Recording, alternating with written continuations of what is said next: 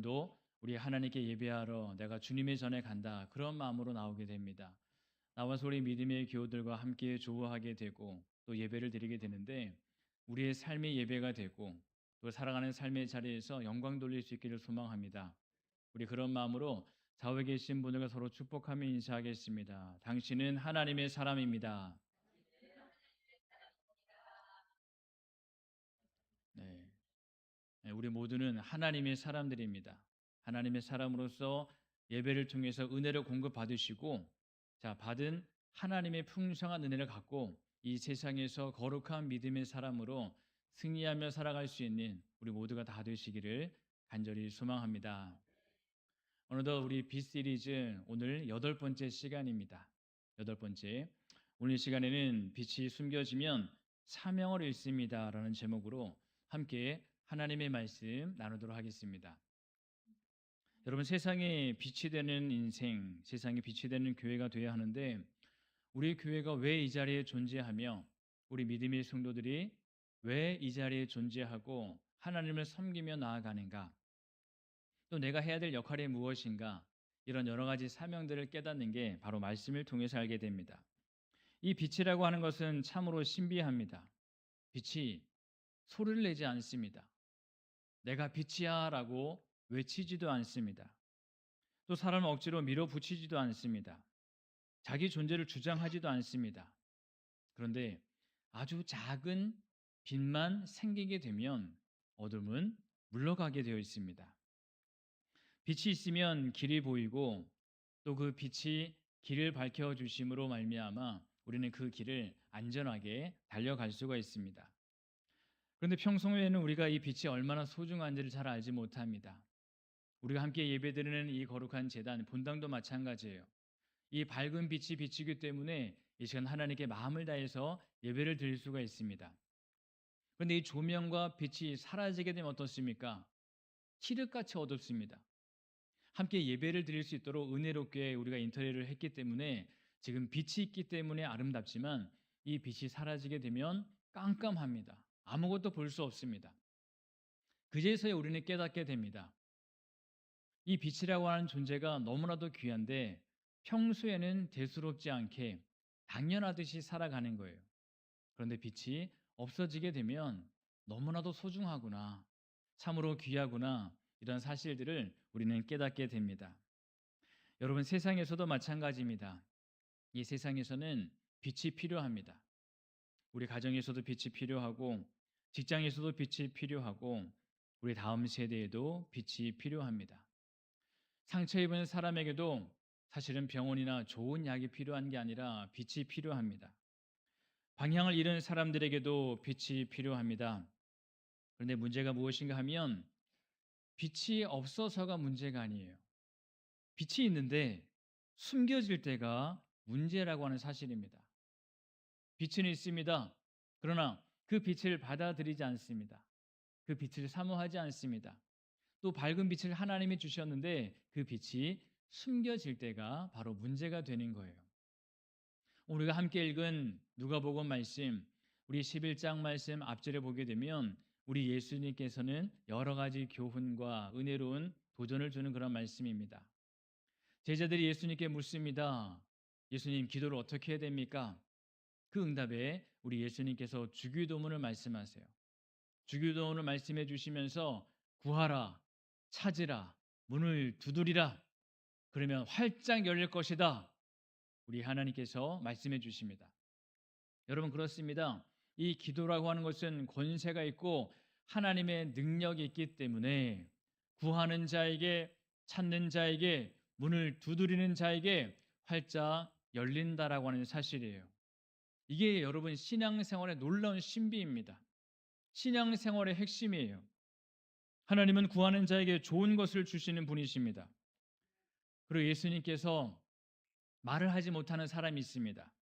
한 사람에게 말 못하게 하는 귀신이 있었는데 그 귀신을 쫓아내는 거예요. 그리고 그 사람이 말을 하게 됩니다. 이전에는 말을 하지 못했어요. 그러나 귀신이 쫓겨나가자 이제 이 사람은 말을 하게 됩니다. 그럼 사람들이 모여들어서 어떻게 된 일이야, 대단하다, 예수님 찬양합니다, 이렇게 믿음으로 고백해야 되는데 모두가 다 똑같지 않습니다.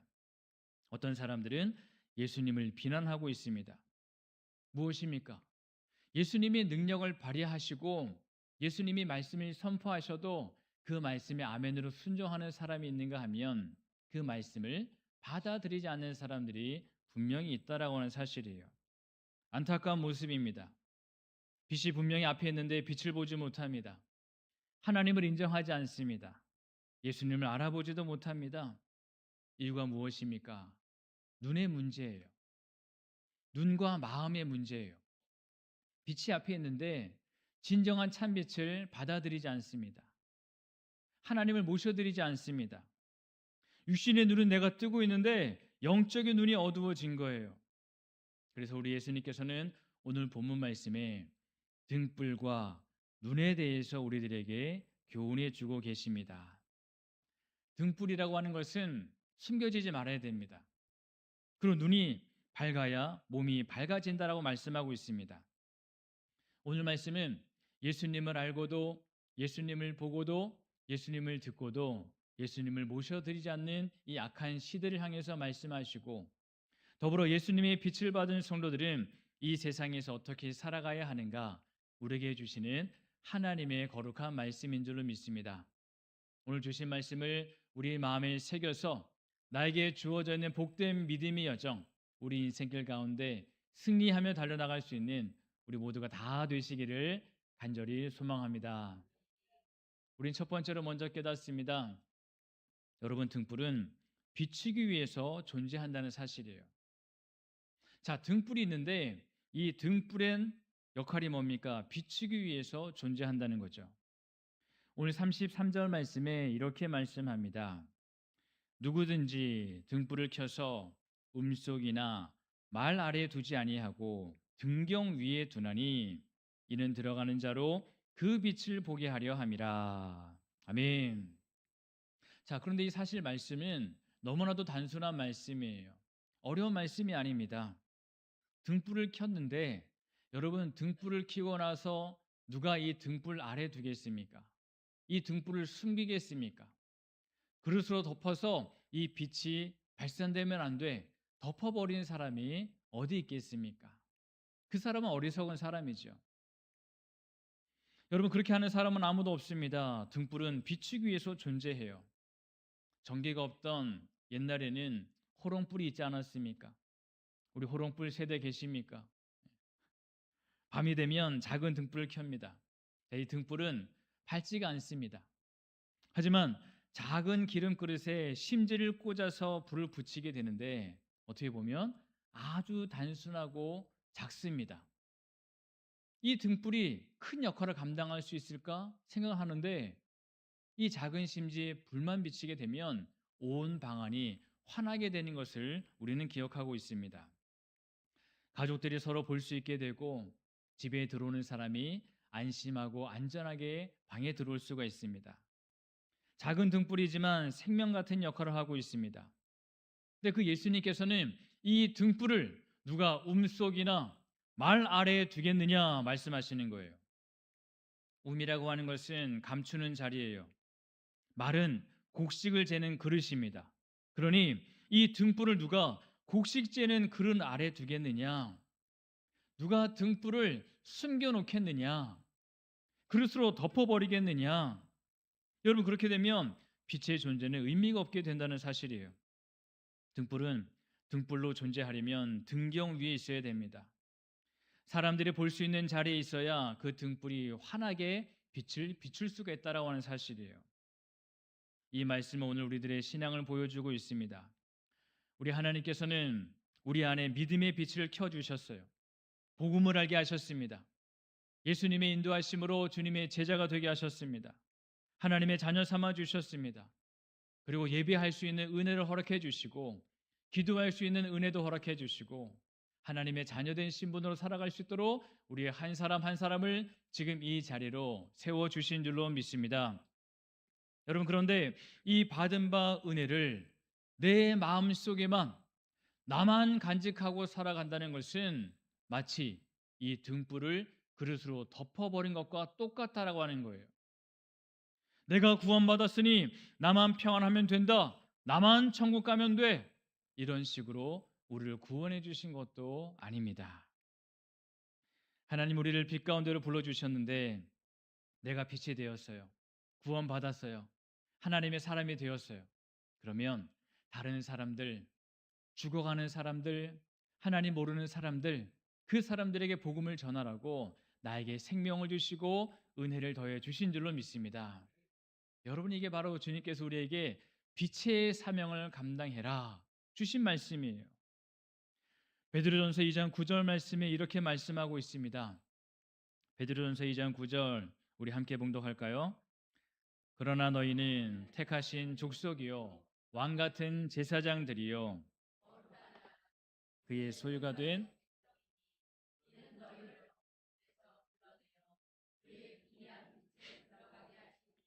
아름다운 덕을 선포하게 하려 하심이라. 아멘.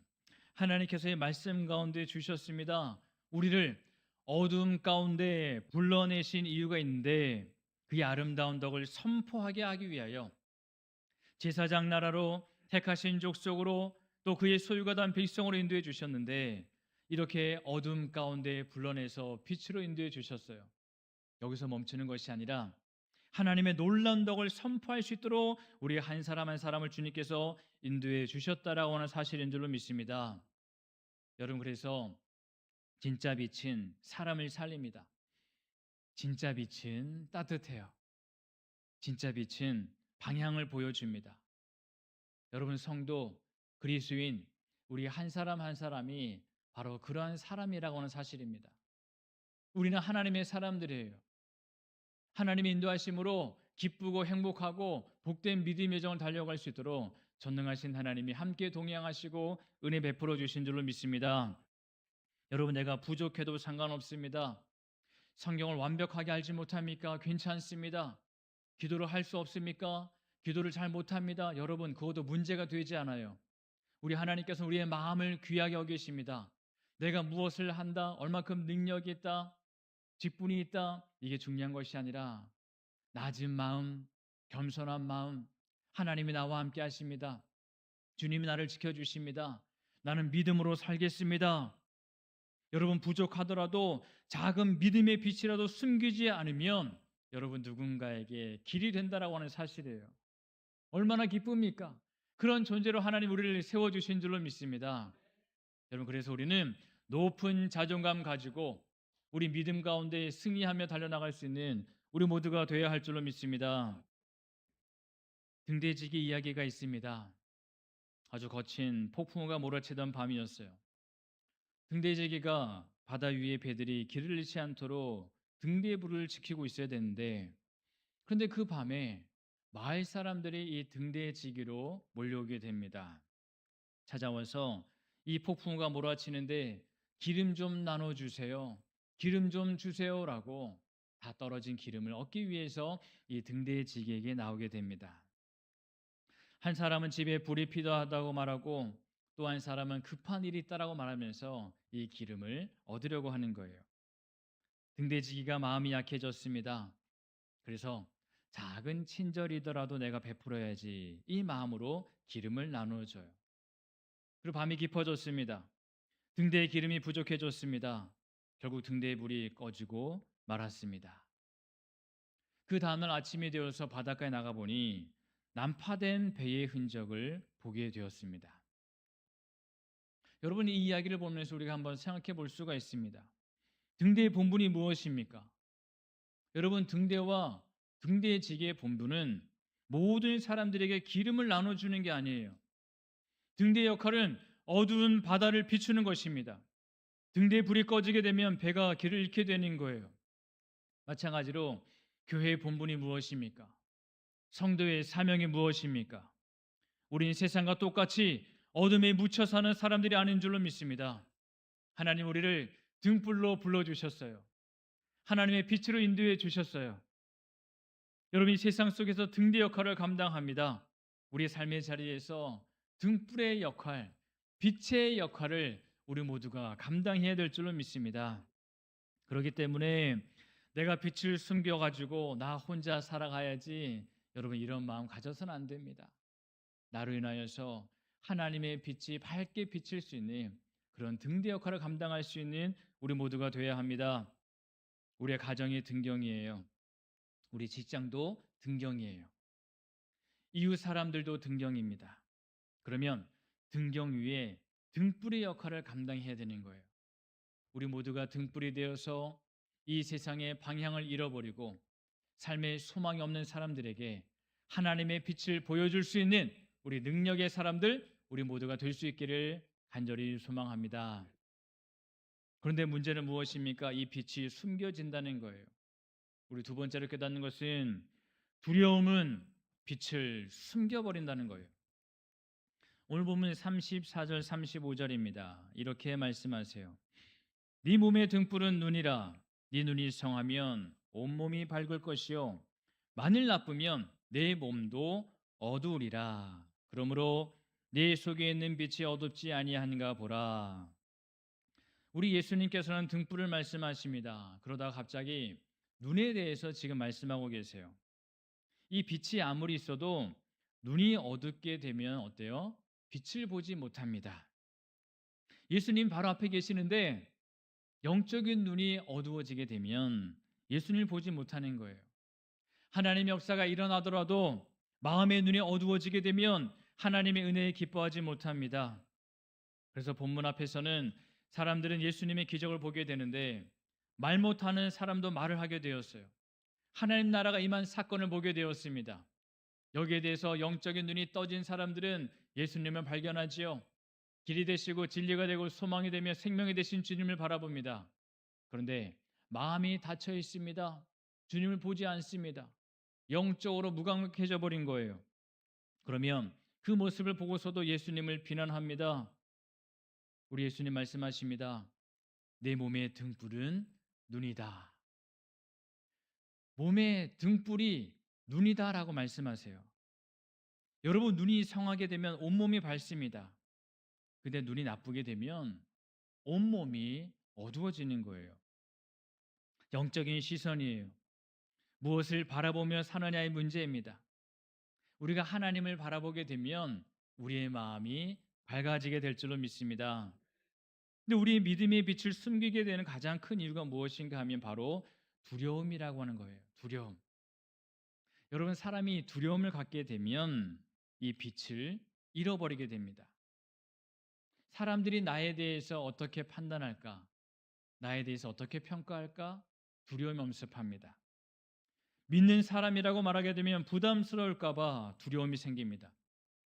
내가 복음의 이야기를 꺼냈다가 혹여라도 거절당하면 어떨까? 이런 두려움이 생기는 거예요. 예수님을 믿는데 내가 예수 믿는 사람답게 살지 못하게 되면 내 모습이 드러날까 봐 두려운 거예요. 여러분, 그래서 숨어버립니다. 믿음 없는 사람처럼 행하는 거예요. 기도할 수 있는데 기도하지 않습니다. 복음을 전해야 되는데 복음을 전하지 않는 거예요. 여러분, 성경에도 이 두려움 때문에 빛을 숨긴 사람이 등장하는데 바로 잘 알고 있는 기드온입니다. 이 기드온이 미디안의 압제 가운데 있을 때 밀을 타작합니다. 이 밀을 타작하는 게 큰 마당에서 타작을 해야 함에도 불구하고 포도주 틀에서 안에 숨어서 타작하고 있는 거예요. 왜 그렇습니까? 미디안 사람들로부터 고난을 당할까 봐 두려워서 무서워서 기드온이 꽁꽁 숨어서 밀을 타작하고 있습니다. 먹고는 살아야 되니. 근데 여호와의 사자가 나타나서 말씀하십니다. 사사기 6장 12절 말씀에 이렇게 말씀하세요. 여호와의 사자가 기드온에게 나타나 이르되 큰 용사여 여호와께서 너와 함께 계시도다. 할렐루야. 여호와의 사자가 나타나서 지금 두려움과 무서움에 벌벌 떨고 있고 이 어려움 가운데 있는 기드온에게 나타나서 말하고 있습니다. 큰 용사여 여호와께서 너와 함께 계시도다. 기드온은 자신을 일컬어서 작은 자로 여겼습니다. 나는 지금 무서워. 나는 두려워. 무서움에 눌려 있어요. 그러나 하나님은 기드온을 향해서 큰 용사라고 부르십니다. 하나님은 지금 기드온의 현재의 모습만 보고 있지 않습니다. 지금 두려움 가운데 몰려있는 기드온의 모습을 보고 있지 않아요. 하나님이 함께 하시게 되면 변화된 모습을 보고 계십니다. 여러분, 우리도 숨을 때가 있습니다. 포기하고 싶을 때가 있어요. 무섭습니다. 이제는 절망 가운데 그저 빠져 있는 순간도 있습니다. 하지만 하나님이 부르십니다. 나는 작다고 생각하지만 하나님은 사명을 말씀하십니다. 내가 너와 함께 하겠다고 말씀하시는 하나님의 음성을 들으시고 우리가 하나님의 빛된 역할로 하나님의 용사로서 사명 감당할 수 있는 우리 모두가 되어야 할 줄로 믿습니다. 6월이면 우리는 6.25 전쟁을 기억하죠. 이 6.25 전쟁, 우리 많은 사람들이 우리나라를 지키기 위해서 헌신했습니다. 순국하고 그런 호국 영령들을 통해서 우리나라가 지금까지도 오게 된 줄로 믿습니다. 치열했던 전투예요. 그런데 그 가운데 치열했던 전투, 백마고지 전투를 우리는 알고 있습니다. 이 백마고지 전투, 철원 평야와 중부 전선을 내려다볼 수 있는 군사적인 요충지였어요. 휴전 회담이 교착되던 상황에서 양측이 한 채의 땅도 양보할 수 없었습니다. 왜 그렇습니까? 그 철원 평야지대, 사실은 이 철원은 북한이 소유하고 있었습니다. 김일성이 또 그 가운데 다리를 놓고 있었던 상황이에요. 여기를 잃게 되면 북한 땅이냐 아니면 우리 대한민국 땅이냐, 그런 상황 가운데 나뉘어 있었습니다. 휴전회담이 진행되고 있으니 양쪽이 한 치의 양보도 없이 치열하게 전투가 있었습니다. 그 철원의 고지를 지키기 위해서 수많은 젊은이들이 포화 속에서도 물러서지 않았습니다. 우리 화면 한 장 넘기시게 되면 결국 우리나라가 그 백마고지를 점령하게 되었고 태극기를 휘날리면서 그렇게 우리가 만세를 부르던 경험이 있습니다. 이때에 이 산의 모양이 완전히 변화되었습니다. 나무들도 다 사라지게 되었습니다. 위에서 내려다보면 마치 흰 말처럼 그런 모습으로 보인다 해서 여기가 백마고지라고 그렇게 이름이 붙여지게 되었습니다. 여러분, 6월달이 되면 우리 나라를 지켰던 많은 순국선열들, 또 이것을 보면서 만약 이 땅을 우리나라가 지켜내지 못했다라고 한다면 여기는 지금 북한 땅이 되어버리고 말았을 거예요. 우리가 철원을 가보시게 되면 이런 백마고지라든지 여러 가지를 볼 수가 있습니다. 여러분, 두려움이 있었지만 그 두려움 가운데서 자리를 내주지 않았어요. 나라가 위험해진다는 것을 알았기 때문에 이 두려움 가운데서도 마음을 다해서 목숨을 다해서 나라를 지켰다라고 하는 사실입니다. 우리 신앙생활이 그렇습니다. 두려움 때문에 내가 빛을 숨기게 되면 어두움은 더 쉽게 자리를 차지합니다. 하지만 우리 믿음의 사람들, 하나님의 사람들이 내가 어떤 상황 속에서도 힘들어도 두려워도 내가 믿음을 지키기만 하면 그 작은 빛이 누군가에는 길이 될 줄로 믿습니다. 여러분, 두려움 없는 사람이 빛을 비추는 게 아니에요. 두려움이 있습니다. 무섭습니다. 하지만 내가 주님 바라보면서 하나님의 인도하심 가운데 살아가겠습니다. 그 사람이 진정한 빛을 비추게 되는 하나님의 사람들이 될 줄로 믿습니다. 그럼 우리는 오늘 35절 말씀을 우리 마음에 새깁니다. 그러므로 내 속에 있는 빛이 어둡지 아니한가 보라. 내 자신 한번 돌아봅니다. 하나님이 나를 밝게 비춰주셨는데 이 하나님의 빛을 혹여 잊고 있지는 않습니까? 두려움 때문에 또는 하나님을 향한 불신앙 때문에 내 마음 가운데 빛이 사라지지 않았습니까? 숨겨지면 안 됩니다. 밝히 드러나야 할 줄로 믿습니다. 여러분, 등불은 비추기 위해서 존재하고 그런데 이 두려움 때문에 빛이 숨겨진다는 거예요. 하지만 세 번째 깨닫습니다. 우리는 믿음으로 세상을 밝게 비춥니다. 자, 36절 말씀입니다. 우리 36절을 함께 봉독하도록 하겠습니다. 내 온몸이 밝아 조금도 어두운 데가 없으면 등불의 빛이 너를 비출 때와 온전히 밝으리라 하시니라. 아멘. 여러분, 이 말씀을 묵상하게 되면 참으로 아름다운 말씀이에요. 우리 예수님께서는 단순히 우리 몸의 한 부분만 밝아지기를 원치 않으십니다. 머리만 지혜롭거나 눈만 밝아라, 입만 아니에요. 우리 하나님께서는 머리부터 발끝까지 온몸이 밝아지라고 말씀하십니다. 우리 삶 전체가 빛 가운데 있기를 원하세요. 주일의 밝은 신앙이 월요일, 화요일, 수요일 일주일 동안의 밝은 신앙으로 비춰져야 됩니다. 가정에서도 직장에서도 밝은 신앙인의 모습을 살아갑니다. 우리의 마음과 태도와 관계 속에서도 하나님이 나를 빛으로 불러주셨기 때문에 나는 절망하지 않겠습니다. 하나님과 동행하면서 누구든지 관계 맺은 사람들에게 은혜를 끼치겠습니다라고 살아가는 거예요. 할렐루야. 여러분, 이러한 모습들을 우리 믿음의 사람들, 남산 중앙의 모든 성도들은 이 인생길 가운데 밝게 드러낼 수 있기를 간절히 소망합니다. 이게 진짜 믿음의 능력이에요. 우리 믿음은 예배당 안에서만 확인되는 게 아닙니다. 우리 삶의 자리에서도 드러나기 마련이에요.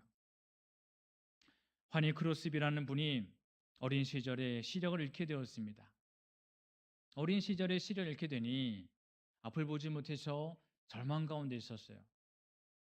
육신의 눈은 멀었지만 그러나 영적으로는 하나님을 바라봅니다. 그리고 하나님의 은혜를 깨닫게 되었어요. 그리고 그녀는 많은 찬송시를 작사하게 됩니다. 우리가 잘 알고 있는 찬송 가운데 그녀의 고백에 담긴 찬송들이 많이 있습니다. 예수를 나의 구주 삼고 나의 갈 길 다가도록, 이런 주옥 같은 찬송, 지금도 이 찬송을 통해서 우리가 믿음으로 고백하는 이 많은 찬송이 있는데, 이 찬송을 쓴 사람이 바로 이 두 눈이 어두웠던 환희 크로스비예요. 자, 그런데 그녀는 육신의 눈은 어두웠습니다. 하지만 영혼의 눈은 주님을 바라보고 있었어요. 믿음으로 살았습니다. 한번 살아가는 인생, 썩어져 가고 없어져 가는 이 세상 가운데 살아가는 게 아니라 나는 하나님의 사람입니다. 믿음으로 살아가겠습니다. 하나님이 나를 구원해 주셨습니다. 나는 감사합니다. 기쁩니다. 이런 믿음으로 살아갔던 사람, 그가 바로 환희 크로스비입니다. 그녀가 나중에 이런 고백을 남기게 됩니다. 내가 천국에서 처음 보는 얼굴이 예수님의 얼굴이기를 소망합니다.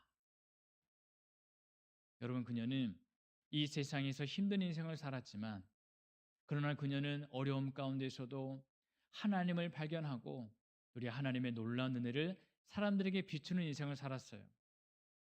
만약 그녀가 두 눈이 멀쩡했다면 어땠을까요? 이런 찬송 우리가 부를 수 있을까요? 그러지 못했을 거예요.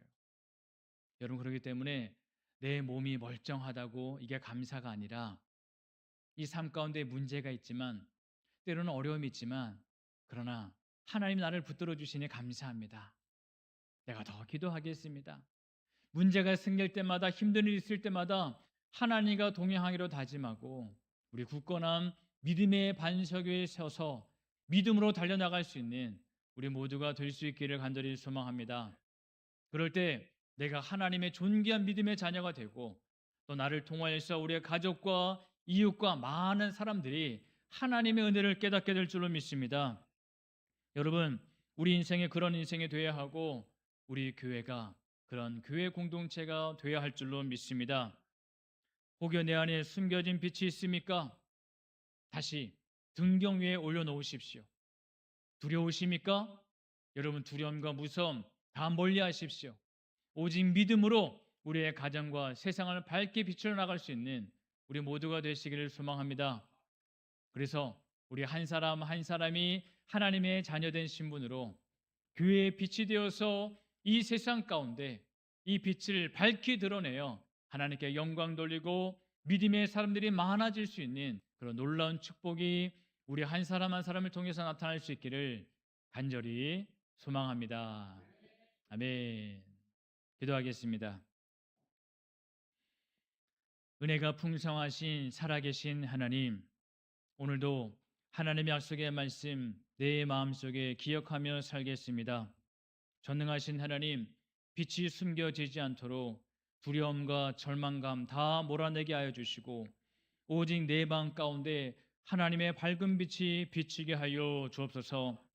하나님과 동행하게 하시고 믿음으로 나아가게 도와주시고, 또 나로 인하여서 우리의 가정과 주의 몸된 제단이 더 든든히 세워질 수 있는 놀라운 은혜가 넘치게 하여 주옵소서.